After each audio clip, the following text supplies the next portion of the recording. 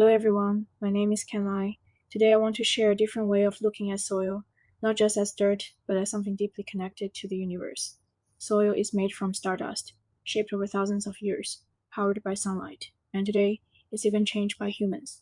By the end of this talk, I hope you'll see soil as more than just mud. The soil beneath our feet actually started far away in space. When stars reach the end of their lives, they explode as supernovae. These explosions throw out elements like carbon, oxygen, silicon, and iron, the very building blocks of soil. Schillens explains how this cosmic dust floats through space and later clumps together to form planets. So the silicon in sand or the iron in clay minerals once came from the inside of a star. I think that's amazing. Every handful of soil is, in a way, recycled stardust. This image captured by the Hubble Space Telescope is particularly representative, showcasing a star's nursery. Soil doesn't form overnight, it takes hundreds or even thousands of years. Things like climate, rainfall, the shape of the land, and of course, time all play a role. Lane explained that soil is always changing, always evolving. Meanwhile, Mosso and colleagues looked at soils from the Holocene period about 12,000 years ago and showed how glaciers and erosion reshaped entire landscapes. Think about a thin mountain soil, it is rocky and shallow, compared to a deep, rich prairie soil that has been building up for thousands of years. In a way, soil is like Earth's memory, recording history over time. During the day, rocks are exposed to intense sunlight. Surface temperatures rise rapidly, causing the outer layers to expand. However, rocks conduct heat slowly. While the outer layers heat up, the interior remains cool. This creates a significant temperature difference between the surface and the core. As night falls and temperatures drop, the rock's surface rapidly cools and contracts, while the interior remains heated and expanded. This daily cycle of uneven expansion and contraction creates immense internal pressure within the rock. As this process repeats, cracks gradually appear on the rock surface, and its internal structure becomes increasingly fragile. Ultimately, large sections of rock disintegrate, gradually breaking down into smaller fragments and gravel. This is a classic process of physical weathering. The sunday is the key energy source for soil.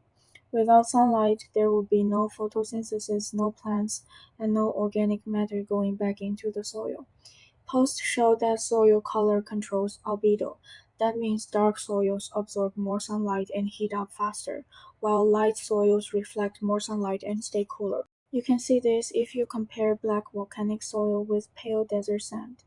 Gibber-Zihar even tested solarization, a method of heating soil under clear plastic sheets. They found that changing solar input alters soil fertility, microbes, and nutrients. This shows how directly the Sunday shapes soil both naturally and in farming practices.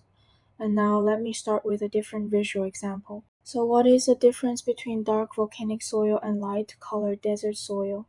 Dark volcanic soil has that deep, rich color that soaks up way more sunlight than lighter soils, like how a black shirt gets hotter in the sun compared to a white one. Because it absorbs so much solar energy, it heats up fast and can reach higher temperatures, which is actually a plus for certain plants and tiny soil organisms that thrive in warmer conditions.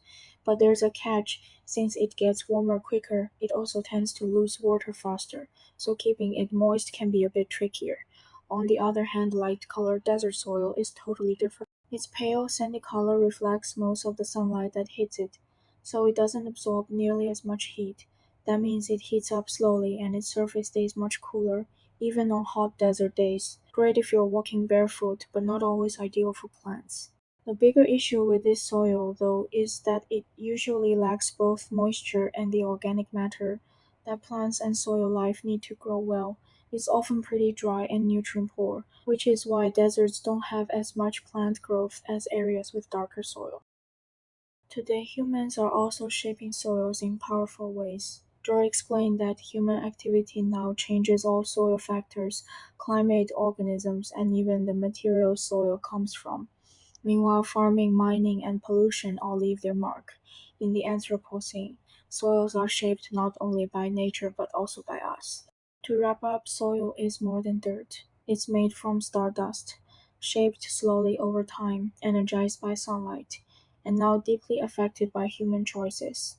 The next time you step on the ground, remember that the soil beneath your feet is both a cosmic product and a living system here on Earth.